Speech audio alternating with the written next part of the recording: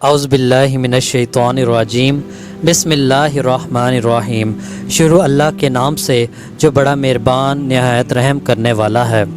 دوستو، ہماری دنیا کئی رازوں سے بھری پڑی ہے۔ نہ صرف ہماری زمین بلکہ سمندر جو آب حیات کا مسکن ہے وہ بھی کئی رازوں سے بھرا ہوا ہے۔ آج کے اس جدید دور میں کئی رازوں سے پردہ اٹھا لیا گیا ہے، لیکن کئی راز ایسے بھی ہیں جن کی گتھیاں آج بھی سلجھ نہیں سکیں۔ ان رازوں میں سے ایک راز گم شدہ سٹی اٹلانٹس بھی ہے۔ اس بارے میں آج بھی وثوق سے نہیں کہہ سکتے یہ کوئی حقیقت تھی یا افسانہ۔ اٹلانٹس کب اور کیسے اس دنیا سے غائب ہوا؟ کیا یہ شہر حقیقت میں تھا یا لوگوں نے افسانے بنائے ہوئے ہیں؟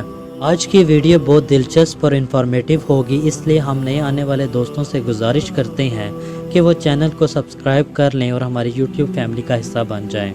ناظرین گرامی، گم شدہ سٹی اٹلانٹس کا ذکر سب سے پہلے قدیم یونانی فلاسفر افلاطون نے آج سے تقریباً 2300 سال قبل اپنے ڈائیلاگز میں کیا تھا۔ انہوں نے کہانیوں کا ذکر کیا جو نسل در نسل قدیم مصری پادریوں اور شاعروں سے ہوتی ہوئی ان تک پہنچی تھی۔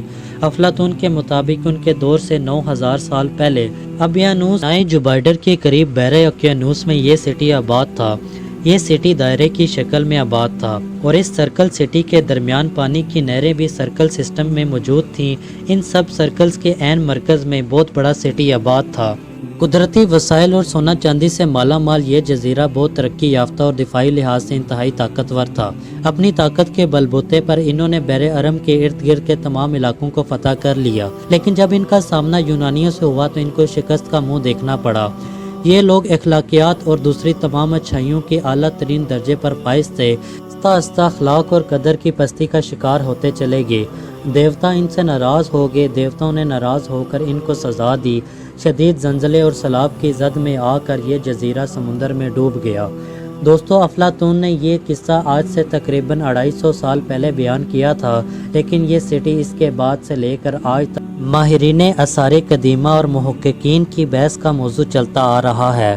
وہ پوچھتے ہیں کیا یہ سٹی حقیقت میں تھا بھی کہ نہیں، اور اگر تھا تو کہاں تھا؟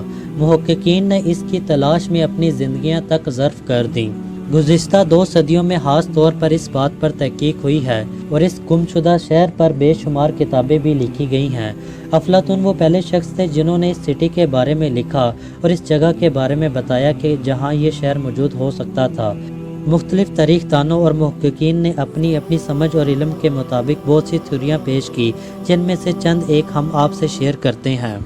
ایک مشہور امریکن رائٹر کی 1882 میں شائع ہونے والی کتاب میں لکھا کہ اٹلانٹک حقیقت میں موجود تھا اور اسی جگہ پر موجود تھا جہاں افلاطون نے بتایا ہے۔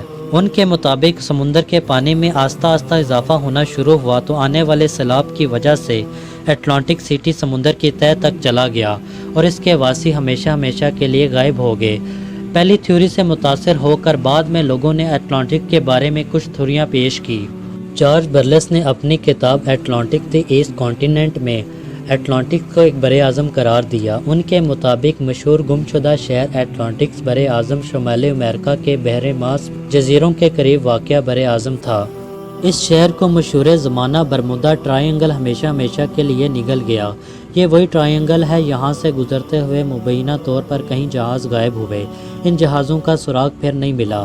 اس تھیوری کے ماننے والے لوگ مبینہ طور پر انسانی ہاتھ سے بنی ہوئی دیواریں اور گلیوں کا حوالہ دیتے ہیں جو پیمالہ کے ساحل کے پاس سے دریافت ہوئی ہیں، لیکن سائنسدانوں کے مطابق یہ دیواریں قدرتی طور پر موجود ہیں۔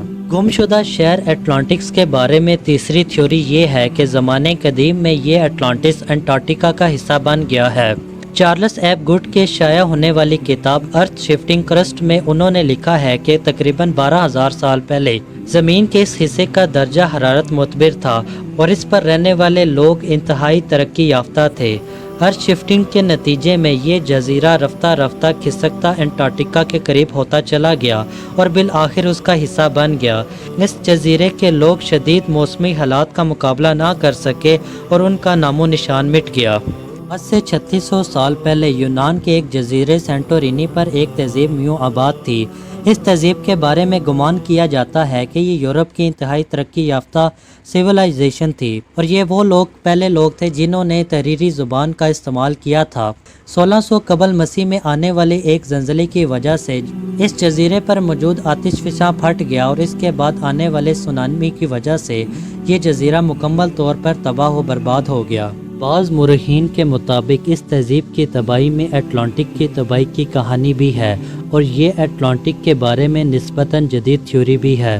2004 میں اسپین کے مغربی ساحل کے قریبی علاقے کی سیٹلائٹ سے حاصل کی ہوئی تصاویر نے ایک بار پھر سے دنیا بھر میں اٹلانٹک کی بحث کو پھر سے شروع کر دیا کہ شاید یہ گم شدہ شہر اٹلانٹک کی ہی تصویر ہے۔ جدید ٹیکنالوجی کی مدد سے جب سائنسدان اور ماہرین آثار قدیمہ نے ان علاقوں کا معائنہ کیا تو معلوم ہوا وہاں پہ ایک نہری نظام باقاعدہ طور پر سرکل کی طرح موجود تھا۔ اس کے علاوہ لکڑی کے بھی نمونے حاصل کیے گئے۔ ان کے بارے میں کہا جاتا ہے کہ یہ پیسز جزیرے کے بحری جہازوں کے ہو سکتے ہیں، لیکن چونکہ یہ علاقہ سمندر کے اندر نہیں تھا، اس کا رقبہ بھی وہ نہیں تھا جو افلاطون نے بیان کیا تھا، لہٰذا اس کو اپنے طور پر یہ کہنا کہ یہ اٹلانٹس ہے تو یہ مشکل بات ہوگی۔ اس کے بارے میں ایک خیال یہ بھی ہے کہ شاید یہ ایک افسانہ تھا جو کہ افلاطون نے خود سے گڑھ لیا تھا۔ اس کا حقیقت سے دور دور تک کوئی تعلق نہیں ہے، کیونکہ اٹلانٹس کا ذکر افلاطون کے ڈائیلاگز کے علاوہ کسی بھی دوسری قدیمی یونانی لٹریچر میں نہیں ملتا، اور لٹریچر تو آج بھی موجود ہیں۔ اگر یہ کوئی ترقی یافتہ طاقتور جزیرہ تھا تو اس کے بارے میں کسی اور نے کیوں نہیں لکھا؟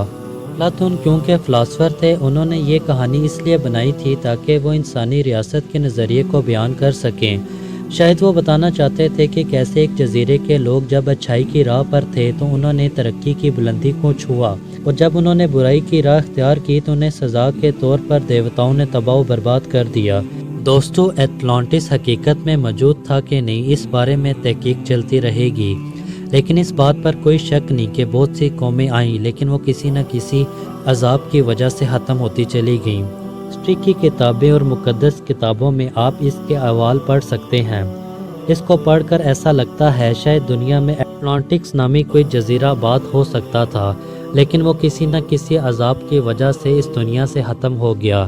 امید کرتے ہیں آج کی ویڈیو آپ کو بہت پسند آئی ہوگی۔ اسی طرح کی انفارمیٹیو ویڈیوز دیکھنے کے لیے ہمارا چینل ضرور سبسکرائب کر لیں۔ شکریہ۔